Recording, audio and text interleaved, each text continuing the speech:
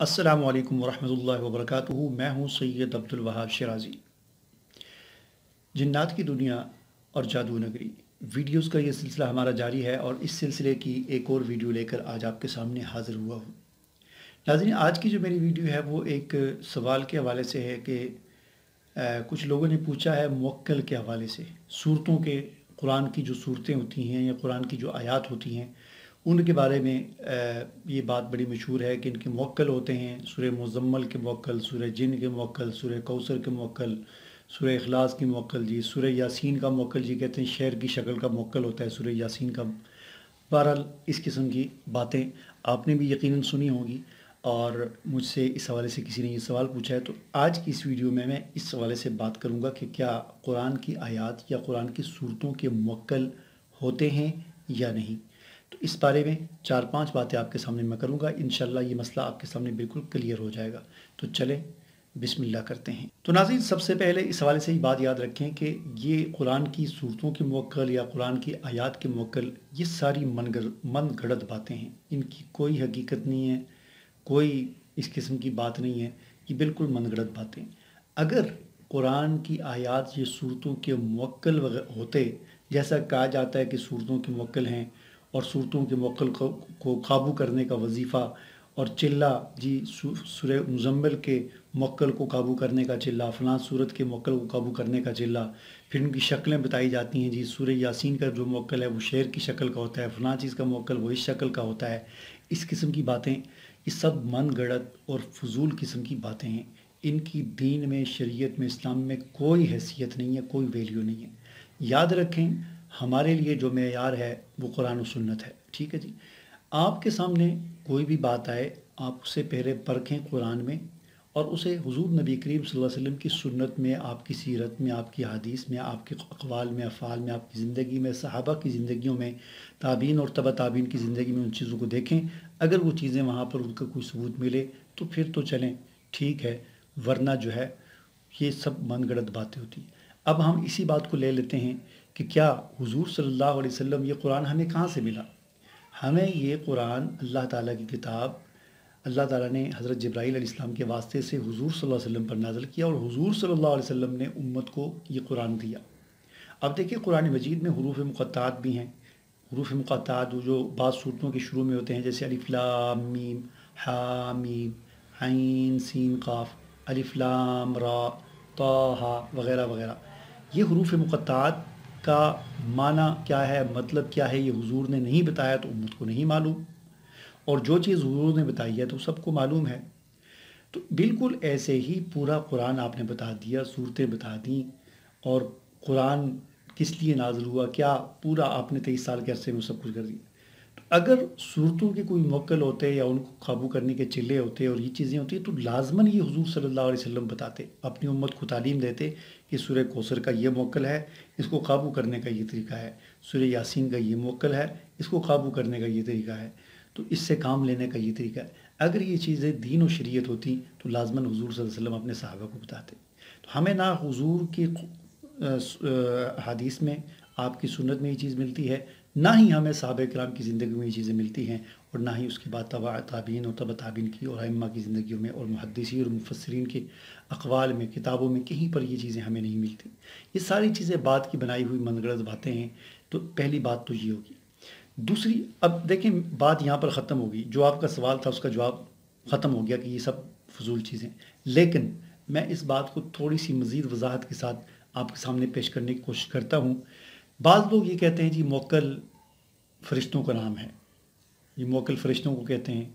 तो जी सूरतों के जो मुवक्किल बात की जाती है तो ये असल में फ़रिश्ते होते हैं।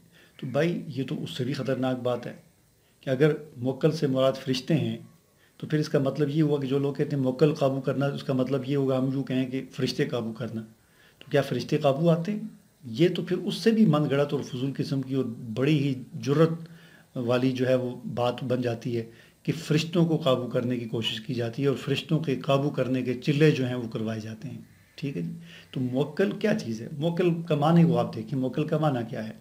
हमारे यहाँ उर्दू में जो मुवक्किल का लफ्ज़ बोला जाता है अदालती ज़बानों में, कि मिसाल के तौर पर आपका कोई, आप केस लड़ रहे हैं अदालत में, تو آپ کا ایک وکیل ہوتا ہے، تو آپ موکل ہیں، وہ آپ کا وکیل ہے، تو اس موکل کا کیا مطلب ہے؟ موکل ہے، موکل ہے، کیا مطلب ہے؟ یعنی کیا آپ وہ جو موکل ہے وہ موکل ہے، آپ اس کے وکیل ہیں؟ کیا مطلب ہے اس کا؟ ٹھیک ہے نا؟ تو یہ سب من گڑت باتیں ہیں، یہ جادوگروں اور ان لوگوں کی بنائی ہوئی باتیں ہیں جن کو دین کے لبادے میں لپیٹ کر جو ہے وہ بعض جاہل اور نادان قسم کے مولویوں نے بھی اور جاہل اور نادان قسم کے لوگوں نے اس چیز کو دین بنا کر لوگوں کے سامنے پیش کر کے اس گمراہی کو پھیلانے کی کوشش کر رہے ہیں۔ ٹھیک ہے جی۔ تیسری بات یہ یاد رکھیں کہ ظاہر ہے مطلب کچھ نہ کچھ تو اس میں ہے، یعنی ظاہر بات ہے کہ کچھ نہ کچھ اس میں ایسی بات ضرور ہے کہ جس کو ظاہر ہے بنا کر پیش کرنے والے پیش کرتے ہیں۔ تو وہ بات کیا ہے اصل میں؟ وہ بات اصل میں یہ ہے کہ کچھ ایسے چلے ہیں کہ جن کو کر کے بعض اوقات ان چلوں کو کرنے کے نتیجے میں کچھ شیاطین اور جنات وغیرہ حاضر ہو جاتے ہیں اس چلے کو کرنے والے کے سامنے، اور پھر وہ اس کی کچھ مدد کرتے ہیں شیاطین اور جنات وغیرہ، اور وہ یہ سمجھتا ہے کہ میں نے موکل قابو کر لیا یا میں نے جن قابو کر لیا۔ حقیقت میں یہ ہوتی ہے کہ جن اس کو قابو کر لیتا ہے۔ ٹھیک ہے نا؟ وہی سمجھ رہا ہوتا ہے کہ میرے قابو میں جنات ہیں یا میرے قابو میں موکل ہیں، ایسا نہیں ہوتا۔ حقیقت میں وہ جن اور شیطان اس کو قابو کر لیتا ہے، اور پھر اس کو کہتا ہے کہ اب تم نے فلاں کام کرنا ہے، تو وہ کہتا ہے جی فلاں کام کرو، تو وہ جن اس سے کہتا ہے ٹھیک ہے تم ذرا پیشاب پیو تو میں فلاں کام کرتا ہوں۔ تو وہ پھر ساری زندگی اس کے جال میں پھنسا رہتا ہے، کبھی پیشاب پیتا ہے، کبھی پاخانہ چاٹتا ہے، کبھی کوئی اور گند، کبھی اسے کہتا ہے قبر کی مٹی لاؤ، یعنی اسے وہ اللہ سے ہٹا کر قبروں کے پیچھے لگا دیتا ہے کہ قبر کی مٹی اٹھا کر لاؤ، اس کے ساتھ یہ عمل کرو، کبھی اسے اس طرح کے، یعنی ان چکروں میں اسے ڈال کر اس سے شرک بھی کرواتا ہے، کفر بھی کرواتا ہے، دین کی توہین بھی کرواتا ہے، اور ساری زندگی وہ آدمی اس کے چنگل میں پھنسا رہتا ہے اور سمجھ یہ رہا ہوتا ہے کہ میں نے جن قابو کیا، حقیقت میں وہ خود ان کے قابو میں چلا جاتا ہے۔ ٹھیک ہے، 3 باتیں ہوں گی۔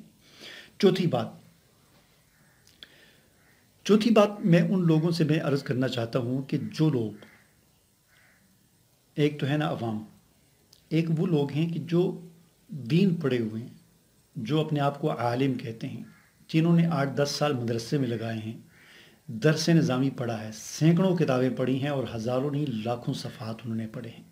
ٹھیک ہے جی۔ کیا قرآن، کیا تفاسیر، کیا حدیث، کیا ان کی شروحات، کیا صحاح ستہ اور تمام کتابیں، کیا فقہ اور اس کی تمام کتابیں، کیا منطق، کیا فلسفہ، کیا ادب، اور کیا صرف اور کیا نحو، اور کیا کیا انہوں نے کتابیں 8-10 سالوں میں پڑھی ہوتی ہیں۔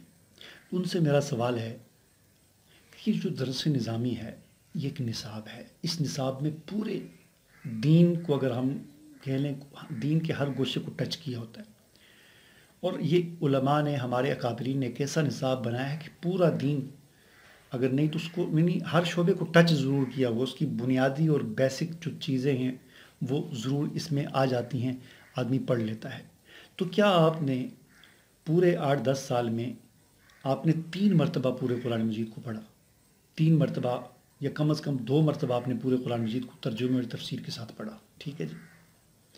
اور پھر آپ نے قرآن مجید کی تفسیر کو احادیث کی روشنی میں بھی پڑھا، بخاری، مسلم، ترمذی وغیرہ جو احادیث کی صحیح ستہ کتابیں ہیں، ان احادیث کی کتابوں میں بھی آپ نے صورتوں کے فضائل، صورتوں کے جو ہے شان نزول، اور صورتوں کے جو تمام جو تفسیری اقوال جو ہیں، جو احادیث کی روشنی میں اور صحابہ کی روشنی میں، وہ آپ نے پڑھے؟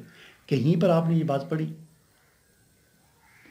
کسی تفسیر میں ان 8-10 سالوں میں، یا کسی تفسیر میں، یا کسی حدیث کی کتابوں میں جو صورتوں کی شرح اور ان کے فضائل لکھے ہوں، الگ الگ صورتوں کے باب، سورۃ الفاتحہ، سورہ فاتحہ کا باب، سورہ بقرہ کا باب، وہاں سے لے کر سورۃ الناس تک، حدیث کتابوں میں ان کی شان نزول، ان کے فضائل اور ان کے تفسیری اقوال وہاں پر آتے ہیں، تفسیریں آتی ہیں، وہاں پر کہیں پر آپ نے موکلوں کا ذکر پڑھا؟